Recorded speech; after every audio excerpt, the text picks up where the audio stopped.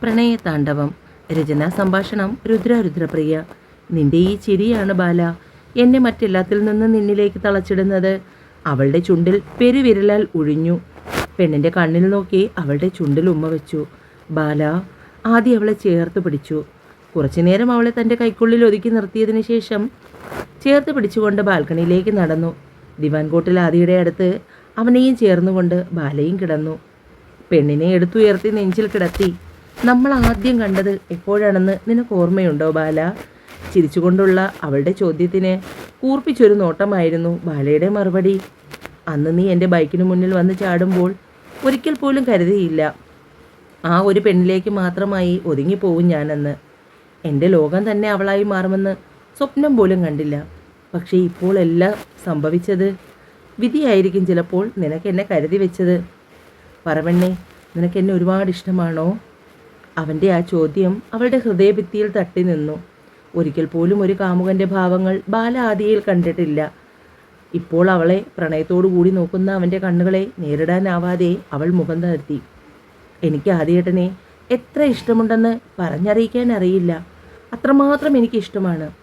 ഈ ഭൂമിയിൽ ശ്രീബാല ഏറ്റവും അധികം ആരെങ്കിലും സ്നേഹിക്കുന്നുണ്ടെങ്കിൽ അത് നിങ്ങളെയാണ്. എൻ്റെ ജീവനും ജീവിതവും എല്ലാം ഇപ്പോൾ നിങ്ങൾ മാത്രമാണ് അച്ചുവേട്ടാ.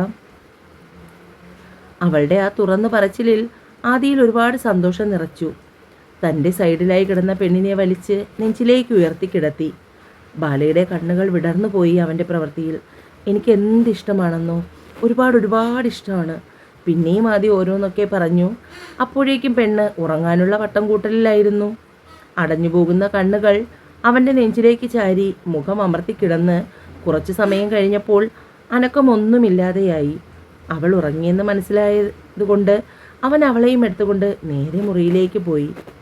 അമ്മ എഴുന്നേൽക്കുന്നതിന് മുമ്പ് തന്നെ അലാറം സെറ്റ് ചെയ്തു വെച്ച് അവളെയും ചേർത്ത് പിടിച്ച് അവനും കിടന്നു. തന്നോടുള്ള അത്രയും വിശ്വാസത്തിലാണ് അവൾ ഒരു ഭയവും കൂടാതെ അവൻ്റെ നെഞ്ചിൽ ചേർന്ന് കിടക്കുന്നത്.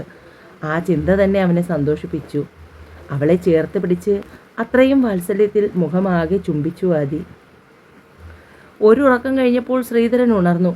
കുടിച്ചതിൻ്റെ കെട്ടുവിട്ടു. അതുകൊണ്ട് തന്നെ തലവേദന സഹിക്കാൻ വയ്യ. തല വെട്ടിപ്പുളയുന്നു. വല്ല വിധേനയും എഴുന്നേറ്റ് അടുക്കളയിലെത്തി ലൈറ്റിട്ടു. പക്ഷേ സാധനങ്ങൾ എവിടെയാണ് ഇരിക്കുന്നതെന്നറിയില്ല. അതുകൊണ്ട് തന്നെ ഒന്ന് നോക്കിയ ശേഷം ലക്ഷ്മി സുമയും കിടക്കുന്ന മുറിയിലെത്തി പതിയെ ഡോറിൽ മുട്ടി.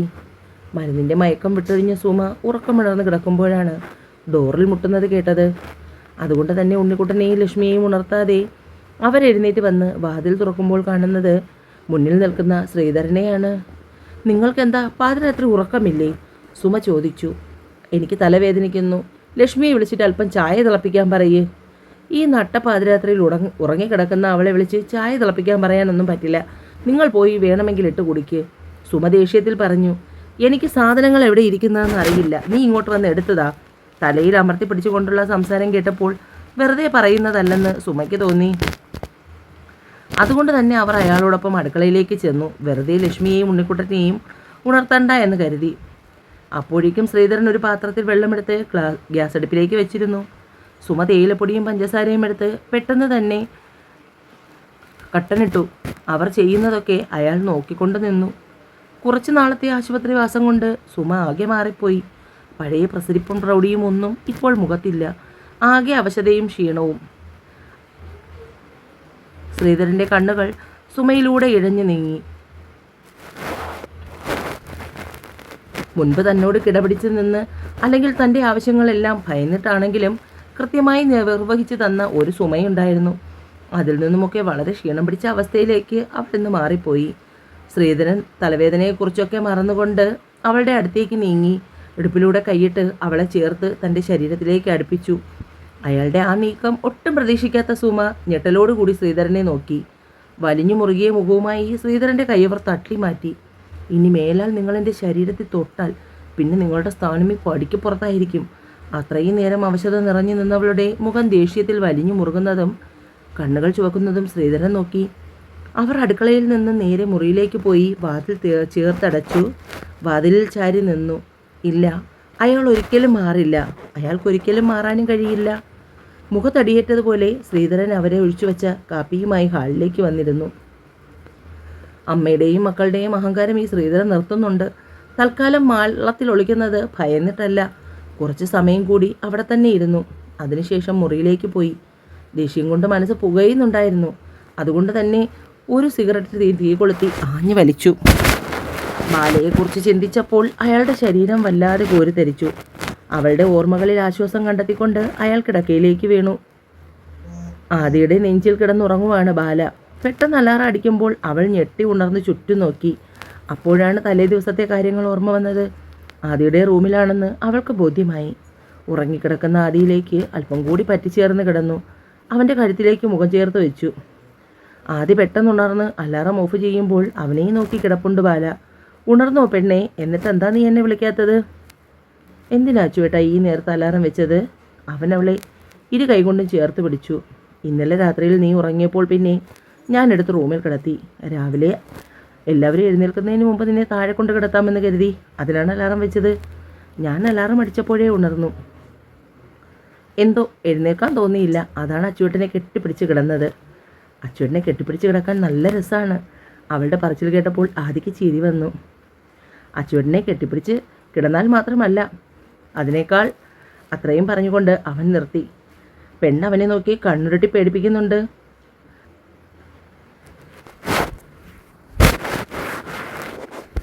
അവൾ കിടക്കയിൽ നിന്നും എഴുന്നേറ്റു. പോവാണോ പെണ്ണെ? അല്പനേരം കൂടി കിടന്നിട്ട് അമ്മ എഴുന്നേൽക്കുന്നതിന് മുമ്പ് പോയാൽ പോരെ? കുറച്ചു നേരം കൂടി കിടന്നു കഴിഞ്ഞാൽ പിന്നെ പോകാൻ തോന്നില്ല അച്ചുവേട്ടാ, അതുകൊണ്ട് ഞാൻ പോകുന്നു. അവൾ വേഗം റൂമിന് പുറത്തേക്ക് ഇറങ്ങി താഴേക്ക് പോയി. അപ്പോഴേക്കും മംഗലത്തമ്മയും മോനൂട്ടനും ഉറക്കമാണ്. പിന്നെ കിടക്കാൻ തോന്നിയില്ല. അവൾ വേഗം എഴുന്നേറ്റ് കുളിച്ച് ഫ്രഷായി അടുക്കളയിൽ കയറി. ചായയും ഇട്ട് പുറത്തേക്ക് ഇറങ്ങുമ്പോൾ ആദ്യം താഴേക്ക് ഇറങ്ങി വരുന്നത് കണ്ടു. അവനും ഒരു ഗ്ലാസ് ചായ ഒഴിച്ച് ഹാളിലേക്ക് വന്നു. രണ്ടുപേരും ഒരുമിച്ചിരുന്ന് ചായ കുടിച്ചു. ചായ കുടിച്ചു കഴിഞ്ഞ് അലക്കാനുള്ള തുണികളൊക്കെ വാഷിംഗ് മെഷീനിലിട്ട് അതിനുശേഷം അവൾ ബ്രേക്ക്ഫാസ്റ്റ് ഉണ്ടാക്കുന്നതിനായി അടുക്കളയിലേക്ക് കയറി. രാവിലത്തെ ബ്രേക്ക്ഫാസ്റ്റിന് ഉപ്പുമാവും കടലക്കറിയുമായിരുന്നു. വേഗം അതിൻ്റെ പണിയൊക്കെ ചെയ്തു കഴിഞ്ഞ് മുറ്റമടിക്കുന്നതിനുള്ള ചൂലുമായി പുറത്തേക്ക് ഇറങ്ങുമ്പോഴാണ് ഗേറ്റ് കടന്ന് കമല വരുന്നത് കണ്ടത്. ആഹാ, ഇന്ന് നീ നേരത്തെ എഴുന്നേറ്റോ ബാല? ആ ചേച്ചി ഇന്ന് അല്പം നേരത്തെ എഴുന്നേറ്റു. ആ ചൂല് അവിടെ വെച്ചേക്ക്, ഞാൻ അടിച്ചു വാരിക്കോളാം. തൽക്കാലം ഞാനിത് ചെയ്യാം. ചായ ഫ്ലാസ്കിൽ ഒഴിച്ചു വെച്ചിട്ടുണ്ട്, ചേച്ചി പോയി അത് കുടിക്ക്. കമല പിന്നാമ്പുറം വഴി അടുക്കളയിൽ വന്ന് കയറുമ്പോൾ രാവിലത്തെ ബ്രേക്ക്ഫാസ്റ്റ് ഉണ്ടാക്കിയിട്ടുണ്ട്. അവർ ചായയുമായി അടുക്കള തിണ്ണയിലിരുന്നു. രാവിലെ ബ്രേക്ക്ഫാസ്റ്റ് കഴിക്കാനിരിക്കുമ്പോൾ മോനൂട്ടന് പഴം മുടച്ചത് കൊടുക്കുകയായിരുന്നു ബാല. ആഹാരം വിളമ്പി കൊടുത്തുകൊണ്ട് നിൽക്കുന്നതിനിടയിലാണ് മംഗലത്തമ്മ കമലയോട് ബാലയുടെയും ആദിയുടെയും വിവാഹകാര്യത്തെക്കുറിച്ച് സംസാരിക്കുന്നത്. അതെന്തായാലും നന്നായി അമ്മച്ചി, ഇനിയും അതങ്ങ് വെച്ച് താമസിപ്പിക്കേണ്ട. ഇപ്പോൾ കാര്യങ്ങളൊക്കെ കലങ്ങി തെളിഞ്ഞില്ലേ, എത്രയും പെട്ടെന്ന് അതങ്ങ് നടത്താം. മനസ്സ് നിറഞ്ഞ് കമലം അത് പറയുമ്പോൾ എല്ലാവർക്കും സന്തോഷമായിരുന്നു. രാവിലെ അടുക്കളയിലേക്ക് വന്ന ലക്ഷ്മിക്ക് ആകെ ഭ്രാന്ത് പിടിക്കുന്നത് പോലെ തോന്നി. പാത്രങ്ങളൊക്കെ വാരി വലിച്ചിട്ടിരിക്കുന്നു. അവൾ നേരെ ശ്രീധരൻ്റെ മുറിയിലേക്ക് ചെന്നു. അവിടുത്തെ അവസ്ഥയാണെങ്കിൽ പരിതാപകരം. റൂമിനകത്ത് കയറാൻ വയ്യ. സിഗരറ്റിൻ്റെ രൂക്ഷഗന്ധം. ലക്ഷ്മിയെ കണ്ടപ്പോൾ ശ്രീധരൻ അവളെ ദേഷ്യത്തിൽ നോക്കി. അച്ഛനത് എന്ത് പരിപാടിയാണ് കാണിച്ചിട്ടേക്കുന്നത്? സദാസമയം വീട് വൃത്തിയാക്കി എനിക്ക് മടുത്തു. ഞാനിവിടെ വെറുതെ ഇരിക്കുന്ന ഒന്നുമല്ല. ഈ വീട്ടിലെ മുഴുവൻ പണിയും തൊഴിലുറപ്പ് പണിയും നോക്കുന്നതാണ്. പിന്നെ 3 നേരം വച്ച് വിളമ്പി നിങ്ങൾക്ക് തരുന്നുണ്ട്. ഉപകാരം ചെയ്തില്ലെങ്കിൽ ഉപദ്രവിക്കാൻ വേണ്ടി ദയവ് ചെയ്ത് ഇങ്ങോട്ട് കടന്നു വരരുത്. മതിയായി, എനിക്ക് മടുത്തു. ദേഷ്യത്തിൽ പറഞ്ഞുകൊണ്ട് ചവിട്ടിത്തുള്ളി അവൾ പുറത്തേക്ക് ഇറങ്ങിപ്പോയി. എല്ലാവരുടെയും ഭരണം ഞാനൊരു ദിവസം നിർത്തുന്നുണ്ട്. ഇപ്പോൾ എനിക്ക് അല്പം അവശതയായി പോയി. അത് മാറിക്കഴിയുമ്പോൾ ശ്രീധരൻ ആരാണെന്ന് നിന്നെയൊക്കെ കാണിച്ചു തരാം.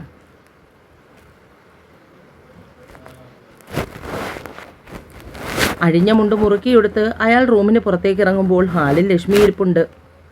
കുറച്ച് നാൾ മൂത്തമോളുടെ ഭരണമായിരുന്നു. പിന്നെ അമ്മ അത് ഏറ്റെടുത്തു. ഇപ്പോൾ ഞാഞ്ഞൂലും തലപൊക്കി തുടങ്ങി. ഇനി ആ മുട്ടയിൽ നിന്ന് വിരിയാത്ത ചെറുക്കൻ്റെ ഭരണം കൂടിയാകുമ്പോൾ തികഞ്ഞു. എല്ലാത്തിനെയും ഞാൻ നോക്കി വെച്ചിട്ടുണ്ട്. സമയവും സൗകര്യവും പോലെ എൻ്റെ കൈ കിട്ടും. ബ്രേക്ക്ഫാസ്റ്റ് കഴിച്ചു കഴിഞ്ഞപ്പോഴേക്കും ഗേറ്റ് കടന്ന് ശങ്കരൻ വരുന്നത് കണ്ടു. മംഗലത്തമ്മയുടെ മുഖം വിടർന്നു. നീ ഇന്നലെ തന്നെ ശങ്കരനോട് വിളിച്ചു പറഞ്ഞു അല്ലേ അതി? ദാ വരുന്നുണ്ട്.